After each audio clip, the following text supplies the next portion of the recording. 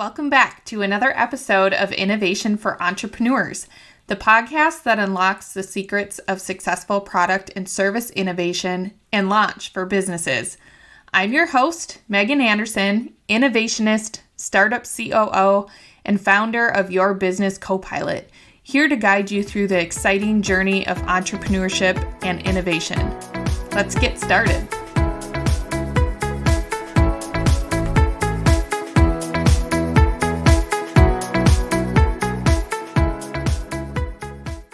Really super excited to have guest here today, Sana Akhand, to talk us through her current business, what led her to that business, and of course, because we're here to talk about innovation for entrepreneurs, we definitely have some innovative tips for you today.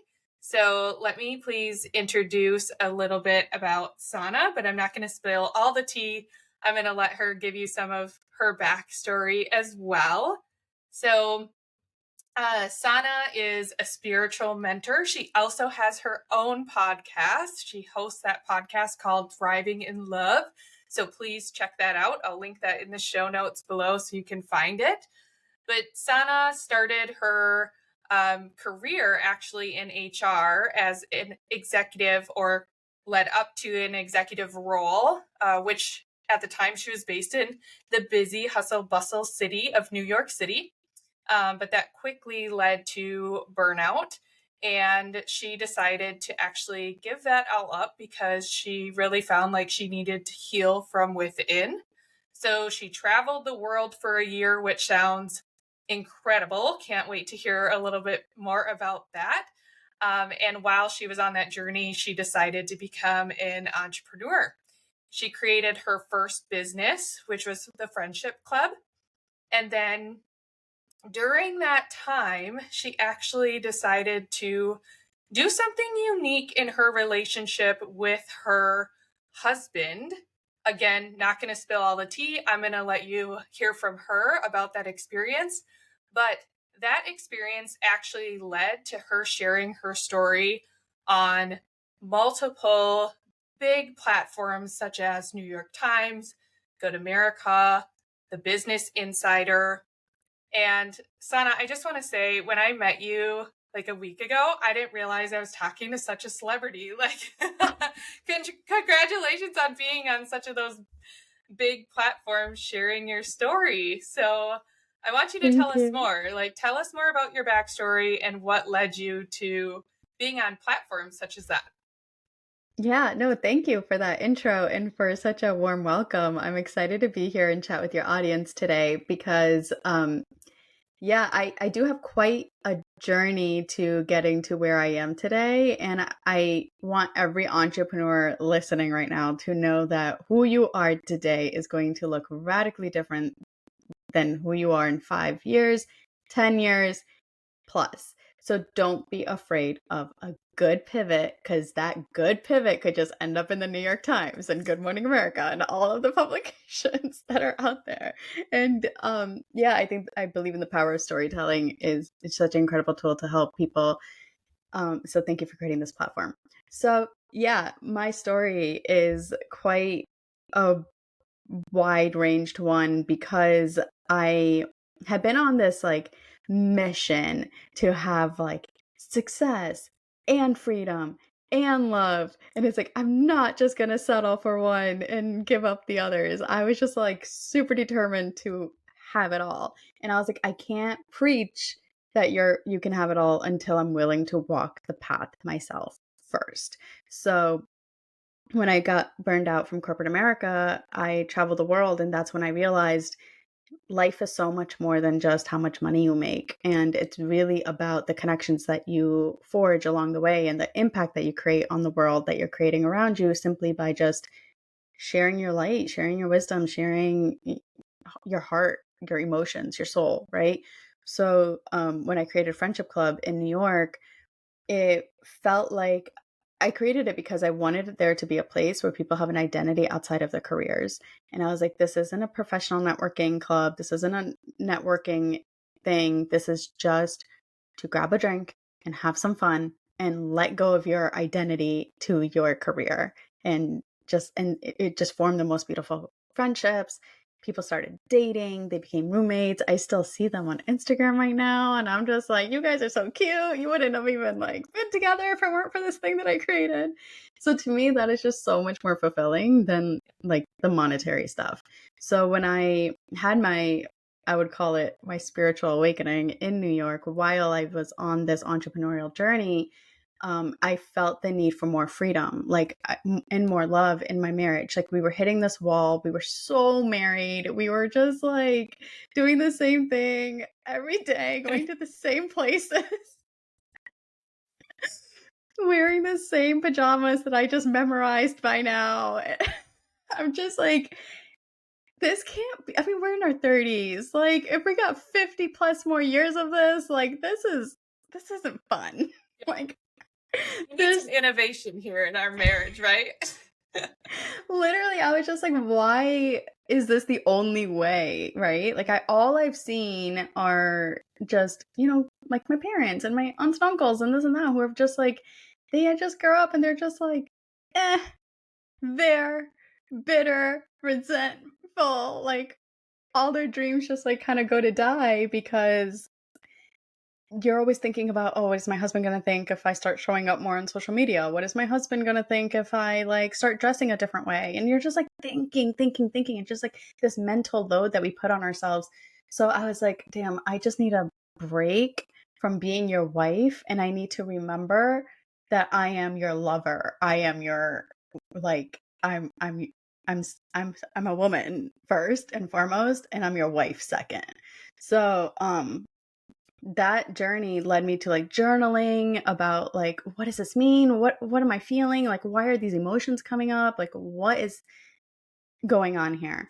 And what I wrote down over and over again was just like, I want to be alone. I just need my space. I want to go solo travel. I want to like experience my own self, right? Like fall so in love with my own essence. And then if that like keeps my husband around and if that inspires him, great. That's just like the gravy on top, right? That's just like, that would be incredible. But obviously at first I was just like terrified. I was like, oh, I don't want him to feel abandoned. I don't want him to feel like I don't love him anymore, like all of these things. So for a few months I actually didn't say anything at all, and I just like bottled all this up. And then one day we were like just hanging out, and I was like, babe, like what are your thoughts on like us just getting our own apartments? I was like, if I have my own apartment, you don't have your own apartment, wouldn't that be like so fun? Like, wouldn't that be so cute? Like, we never got to do that. Like, I literally went from like living with my parents while we were dating to living with him. And I was like, I really just like want my own place. And he was just like, he always had roommates. He never had his own place. And thank God he was like, yeah, that sounds fun. Let's try it out. What would that look like? And that was like the first thing that he said. And it just opened up this like world of like possibility for us. And then we went on the journey of figuring it out. But I didn't tell anybody for a long time because I was so like, I don't want people thinking we're getting separated. I don't want them thinking there's trouble in paradise. So then for 3 months, it was like our dirty little secret. And then it was like us against the world. And like, I'm That's telling kind you of that fun. like, it was so fun. And like, Yeah. we're hanging out on the weekends. And every Sunday, he's walking me back home through Central Park. Like, I had my place in Upper East Side. He had a place in Upper West. And Central Park was like where I hung out every day. It was just like the most magical time of my life, hands down. Um, and then 3 months later, I felt this nudge to just like post it on TikTok, and I was just like, we're married and we have our own places. This is what works for us in our love story. This is your permission to do whatever you need to do for your love story. And then that video ended up going viral, and that's how we ended up on Business Insider, New York Times, Good Morning America. We were invited to be on ABC Studios to be on the Tamron Hall show together, and that's what sparked my being of service to other couples who reached out to me, and they were like, we're hitting a wall. What do we do? How do we spice things up? We can't live apart. We can't afford it. Like, are there any other things that we could do instead? And that's how I started doing couples coaching. Very cool. Well, I've never heard a story quite like that. And, some of the things that it made me think about is that the reason why innovation exists is because we evolve as humans over time, as humans as a collective, but also as our own individual human. And Yeah. that brings out new needs for us personally, us as a culture. And so why not bring those innovative ways and show people that it's okay to test and experiment if it's going to lead to that greater happiness and greater good. So, Especially in marriage. Like, marriage has been around forever, and divorce rates are getting higher and higher, and it's like there has to be a third option here. yeah, yeah, There yeah. has to be a better way. I was going to mention that, like, if you think about love and relationships, it's probably, arguably, one of the oldest traditions of humanity, right? Yeah. And it may has fluctuated a little bit, but I can't imagine it's really fluctuated that much. And so I'm all for the creative ways that we can bring new light to that, humble Yeah. tradition. And it's the number one thing that people judge, I feel like, for others, where it's like, Hmm. if you don't have the perfect model of husband, wife, two kids, house, white picket fence, car, vacations, it's like there must be trouble in your life. Like something's wrong with you. And it's like, what if you just don't want that? What if like Yeah, that's not appealing to you? right. It's not appealing to me. Yeah, yeah, definitely. So I love that you brought up the fact that you're now in this new journey of helping couples kind of reignite their relationship or their love story in an untraditional way. And for the listeners out there, when I met Sana last week, she shared a framework that she actually uses to help people on that journey.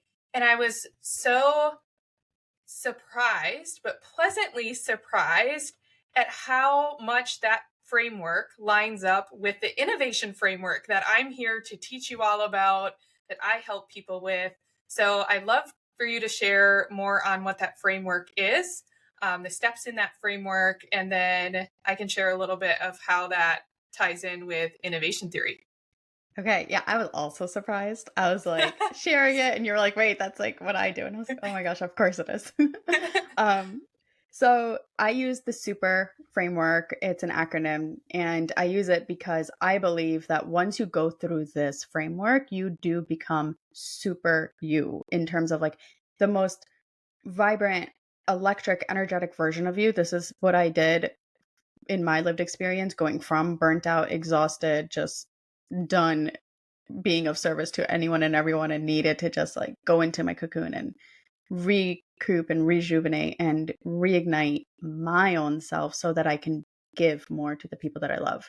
So this framework, it starts with S, which is self-discovery. The number one thing is like, how can you know that what's working in your life isn't working for you if you don't get radically honest about it first?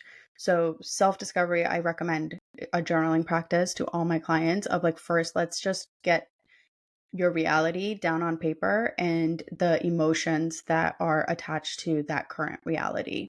Then we go to you, which is understanding. Now that we have the information in front of us, your current reality and how you feel about it, understanding how did we get here and what do we want to create for ourselves next. And then we go to P, which is purge. So now it's time to let go of the stories and the narratives and the beliefs and the habits and behaviors that are not in alignment with that vision of who you want to be and become, and create space so that we can get into E, which is execute and take aligned action towards consciously creating this North Star version of you into your current reality right here, right now. So, whether that looks like starting to work out or eat healthier or simply having more honest, vulnerable conversations with the people in your life that you love and want to go deeper with, or the tougher conversations that are around the boundaries that you need to set so that you can reclaim your time, energy, freedom. And then once you do all that, you go into R, which is rise. And that's when you get into alignment with this version of you because you are practicing it, you are embodying it, you are putting it into your everyday reality right here, right now. And you start to feel like the version of you that you have envisioned right in your exact reality. Love this because I always like a pathway of like expectations of how to unlock these different steps, right? A transformation doesn't just happen overnight. There are strategic steps that you can take to really get to where you want to go in relationships, in yourself, which is what you help people do, but also in business and in creating a business or that next, entrepreneurial thing that you want to do. And so when Sana had shared this framework with me, like we said earlier, I was like, oh my gosh, this is exactly what businesses do or what they should do. Because first, it always has to start with discovery. Like we go through a discovery phase. What is the need within the market? You don't know what the need is unless you just like map out what's already there. And you describe that in your first letter S, which is self-discovery, and you journal what's the current landscape. Okay, now where are the holes where we need to work on to improve? That's exactly how businesses are formed, is identifying those unique needs in the market. And then you can test those needs, throw out what doesn't work before you get down this like path that you don't want to get down. That's the purge phase, right? And then when you start to make this transformation, you do it all. You do these unique steps so that you can rise. Your business can flourish. Yourself can flourish. Your relationship can flourish. So I just appreciated so much how those two things aligned and how like frameworks of going through these steps. Like I didn't even realize it could happen in other areas outside of business and innovation. But I'm like, what? Totally makes sense. It can happen for love. It can happen for yourself. So I love that. Yeah, no, thank you for sharing that. It's so cool to see that. And I mean, obviously, I'm such a big believer in we're all just tapped into one giant consciousness that is just like giving us the information because I didn't research this, right? Like, I wasn't sitting here trying to like read books and learn, like, how do I do this? I just intuitively did it. And then I was like, wait, what did I do again? How do I teach this? How do I? And then this is like the framework that came through to me. And it sounds like a similar experience with you where you're like, you were in this journey of, working and paying attention to like the things that are working and not working.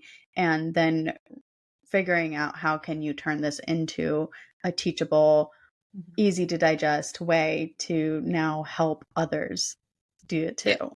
Yeah. I always say it's not all madness. There is a method to the madness. There's a And let me method to just the put a madness. little bit of structure around it.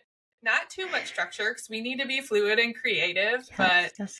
that little bit of structure can give us the pathway, like I said, to what we truly desire. Yeah. So Was it hard for you at first to create that framework? Because I know for me, for a long time, I was just like, I don't know what I did. I, I don't know if I can like help people.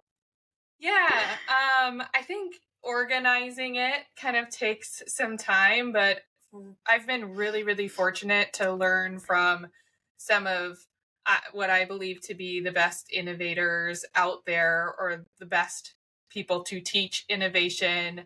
Have been, surrounded by various mentors, which I'm so grateful for, and also have had that real life experience, kind of like you. Like I went through this self discovery journey. I've been inside the startup space where I know the challenges and also have realized, oh, if I do these things in this certain order, it's actually helpful and I can get to the place that I want to be faster, more aligned to the North Star or the goal. So that's when, you start putting almost definitions to things, and that's when you create the framework. I love that. Yeah. Thanks for sharing. That's really cool. Yeah. So we all want to know, how do we find you? Places to reach out, social media, websites, share it all. I'll also put it, of course, in the show notes. I know some of you might not dive into the show notes, but there's so much value in there, especially where to find Sana. So, where can we find you? Yeah, so my website would be the best place to find me, which is www.sanaakhand.com. I'm sure it's going to be in the show notes, so I'm not going to spell it out. And then the same is my Instagram handle. It's the second place. Like, please do not be afraid to hop into my DMs. I love hearing from people who find me on things like this and, hear my story and want to connect on whatever you want. My handle is just my full name, Sana Akhand as well. And then if you want to just follow my life journey, I do some fun content over on TikTok. TikTok is my place to just be free and fun and creative and silly. And yeah, that's about it. Okay, great. And any lasting things you want to leave our listeners with? Anything inspiring or something that you've learned from that you love sharing with the world? Yeah, do I think especially because your podcast name is innovation and for innovators, you guys are a gift to humanity. Like, we would not be able to move forward from the things that don't work and figure out what does work without people like you and us who are willing to try and fail and learn and grow and expand and try again and fail again and get back up and try again.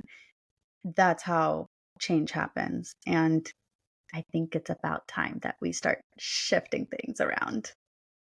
Yeah. Yeah, I will I'll echo that, and I think that was, you know, perfectly said. Sometimes entrepreneurship can be really hard and a lot of people feel like giving up, but I'll echo that it's needed. So keep going, find inspirational moments by, listening to stories like Sana's, and I just want to And if say you can thank you get so through much. year 3, then it's gonna be, so much easier, but just Yeah. that year 1 to year 3 is gonna be the suckiest time. Yeah, yeah, truth. We're here to speak about truth. Yeah. Okay. Well, thank you so much. I've enjoyed Yeah. this. I really hope that, this is a lasting relationship to come. And thank you all for tuning in.